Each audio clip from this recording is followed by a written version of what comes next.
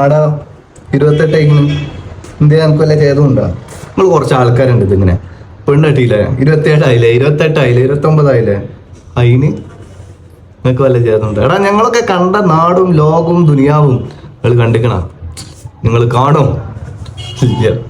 ഈ സ്വസ്ഥത അനുഭവിക്കുന്ന നിങ്ങൾക്കൊന്നും പറ്റുന്നില്ല. രണ്ടാമത്തെ ഒരു കാര്യം, ആണുങ്ങളായാലേ അത്യാവശ്യം പൗരുഷത്തോട് കൂടിയിട്ട് ജീവിക്കണം. ഈ വാപ്പാരും ഇളാപ്പാരും അമ്മമാരും പെണ്ണെട്ടി ചെന്നുങ്ങാണ്ട് അതിൻ്റെ പേരിൽ ഉങ്ക് പറഞ്ഞ കുറേ ടീംസ് ഉണ്ട്.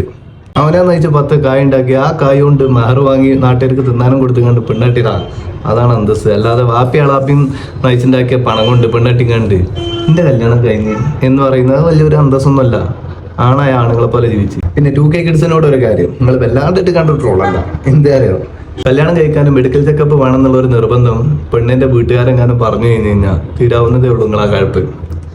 6 മാസം മുമ്പ് വരെ ലഹരിന്റെ ഉപയോഗം ശരീരത്തിൽ ഉണ്ടെന്നുണ്ടെങ്കിൽ പിന്നെ അതാണ്ട് റിജക്റ്റ് ആവും. എൻ്റെ മാതിരി എമ്മും കഞ്ചി അടിച്ചിട്ട് നിങ്ങൾക്ക് പെണ്ണില്ലാന്നാണ് തീരുമാനിച്ചു കഴിഞ്ഞാല് ഒരുവിധമൊക്കെ തീരുമാനമാവും. അതുകൊണ്ട് വല്ലാണ്ട് നകളിക്കണ്ട. അപ്പോഴും ഞങ്ങൾ 90s ബാക്കിലുണ്ടാവും, ഒന്നുമില്ലാതെ ഇങ്ങനെ സ്മാർട്ടായിട്ട് ഇങ്ങനെ നടക്കുന്നുണ്ടാവും. അപ്പോൾ ഞങ്ങൾ മാതിരി തൊലിച്ച ചോദ്യം വന്നിട്ടുണ്ടെങ്കിൽ മൂക്കിനെ ഞാൻ കുത്തും. പോല്ല എനിക്ക്.